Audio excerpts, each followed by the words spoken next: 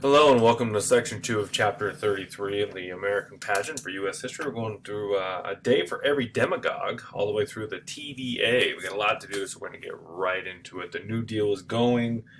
Roosevelt forever changed the face of the United States, and there's always going to be critics. He tried to do all these wonderful things, 14 new programs out of 15 proposals in the first 100 days.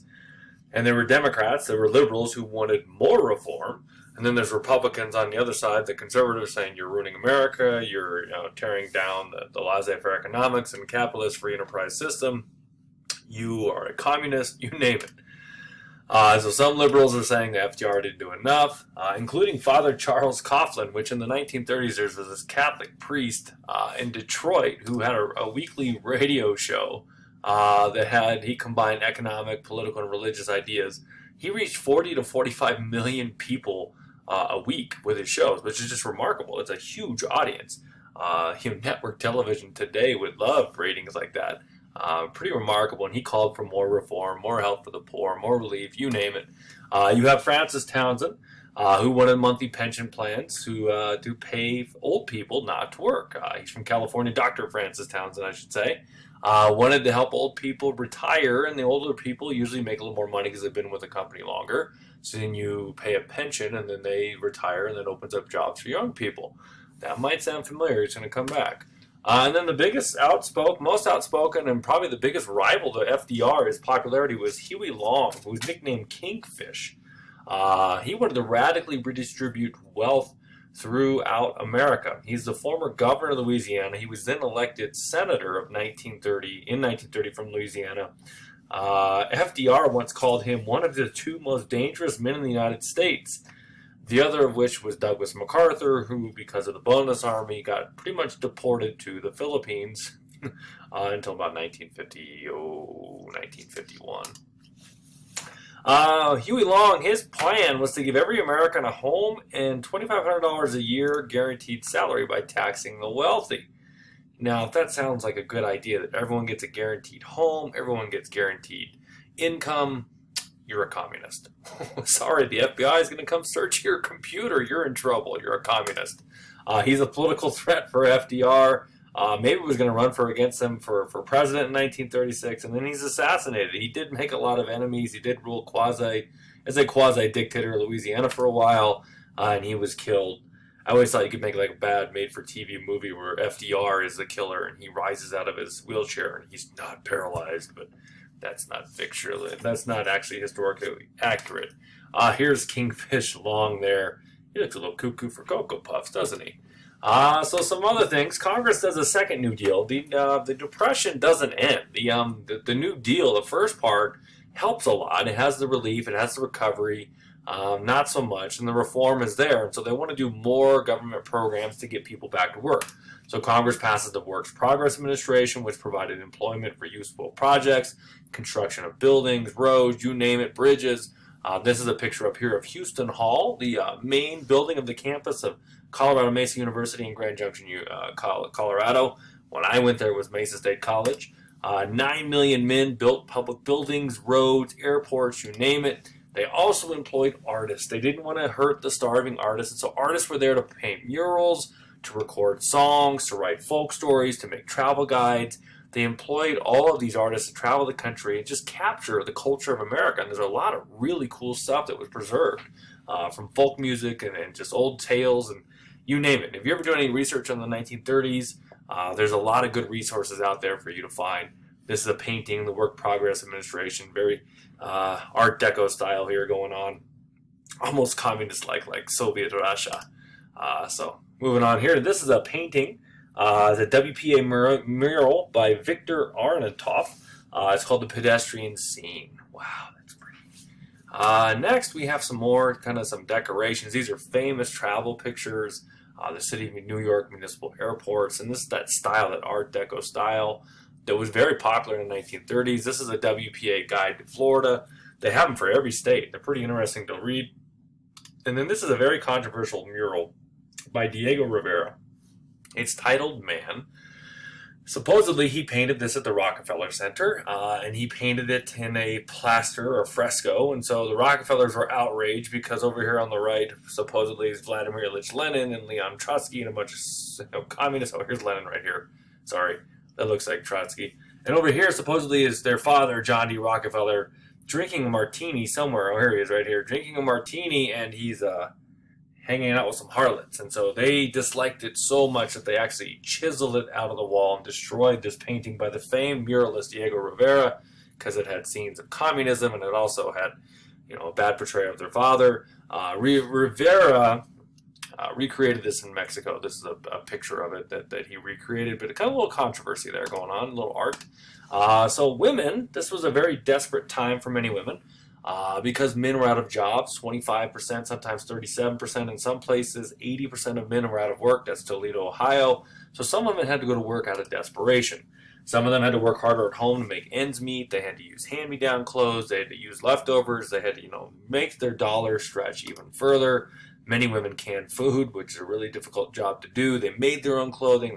They started their own businesses, laundering services, cleaning, you name it. Women began to break gender barriers by holding positions in the federal government. Women who earned the right to vote with the 19th Amendment in 1920 are now breaking those barriers and serving in government. Pictured here on the right is Frances Perkins, who was the first female cabinet member in American history. You have Hattie Caraway, who was the first female senator. She was elected in 1932.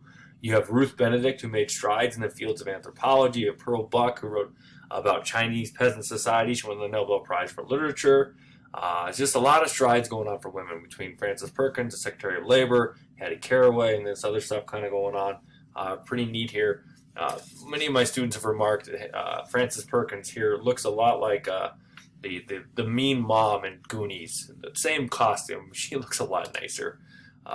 Here's a picture of Frances Perkins at the construction of the Golden Gate Bridge there in San Francisco. Secretary of Labor, like I said.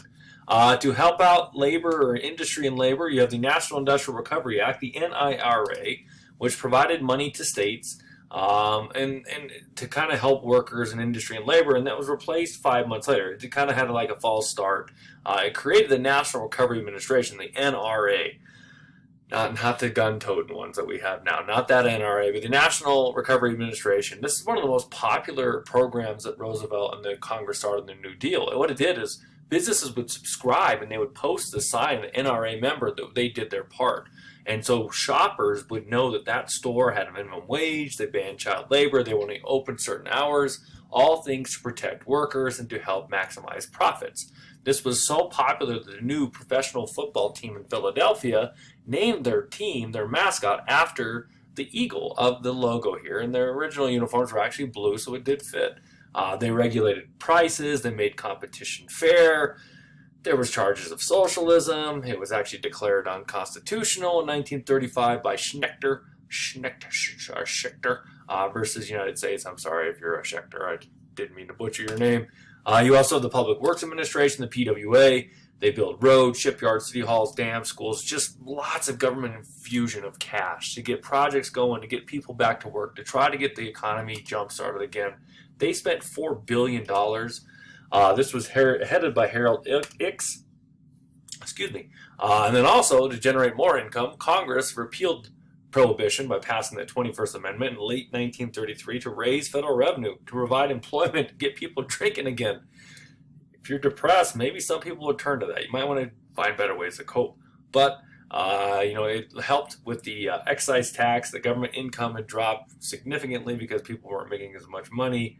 And so it's the only amendment to ever repeal another amendment, the only one ever passed by a special convention besides. No, that's right. Okay, moving on.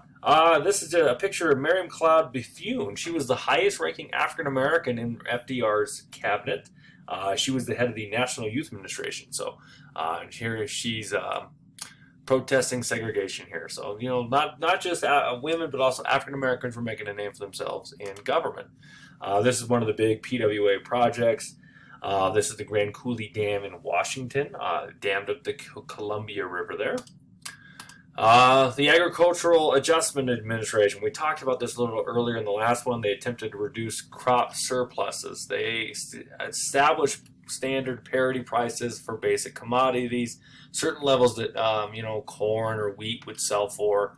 Then they paid farmers not to farm. The Supreme Court threw it out. We mentioned this already, stating that its taxation programs were illegal. There was a second attempt. Congress passed the Soil Conservation and Domestic Allotment Act of 1936, which did kind of the same thing, but it was in a different way and didn't have the tax issues. It reduced crop acreage by paying farmers to plant soil-conserving crops like soy and other things like that. You also get the Second Agricultural Adjustment Act of 1938, which continued, I can't speak, I'm sorry, the conservation payments and really tried to help farmers out who've been struggling since the 1920s. Especially when you couple it with the Dust Bowl, which is the worst environmental disaster in American history.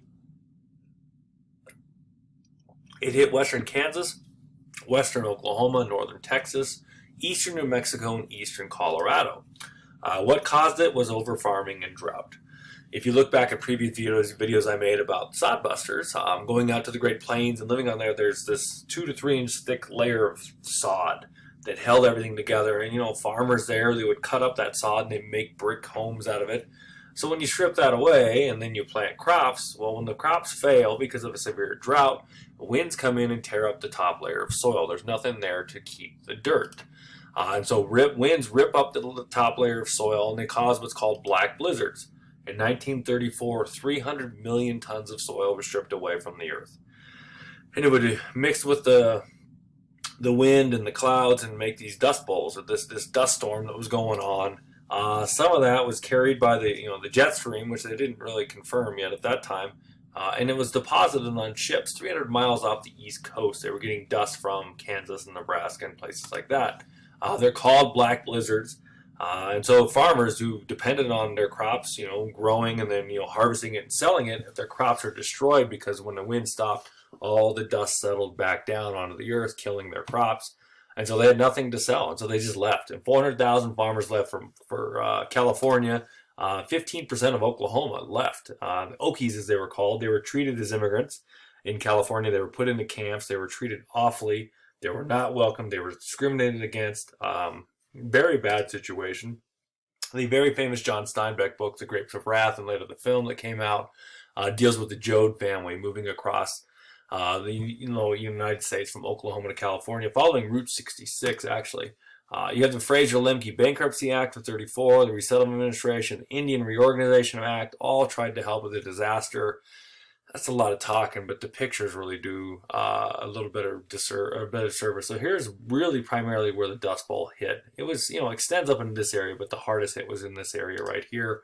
These are what these black blizzards look like here in the Great Plains.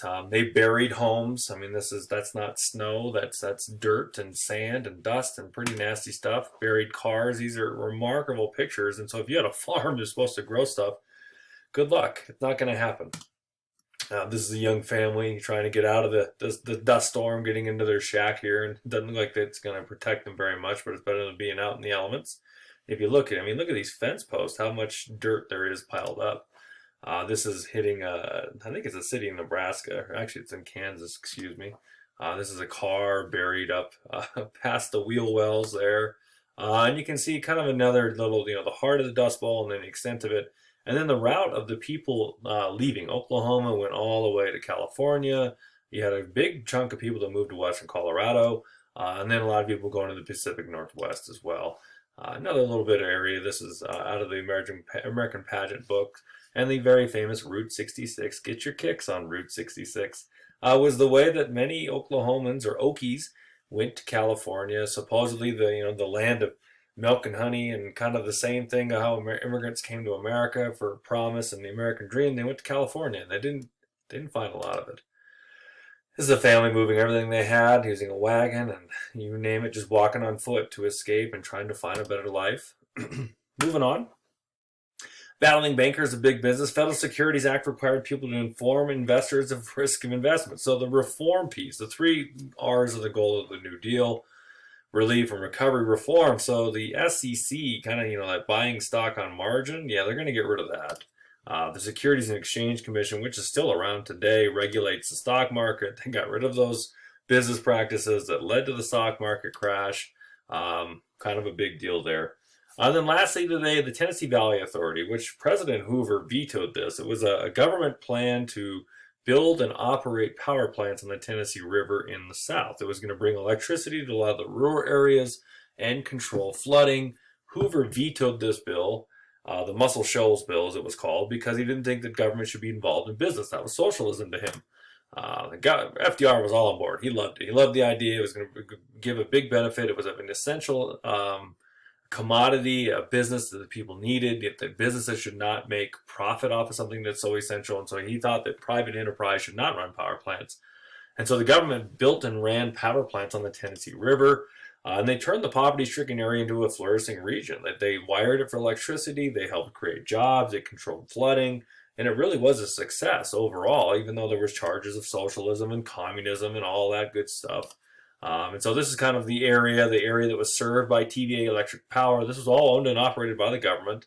I like that these power plants here, they look like nuclear power plants. They're not. They're not using nukes yet. And then some of the dams that they built to, kind of make sure the hydroelectric plants worked well. And it was overall a smashing success.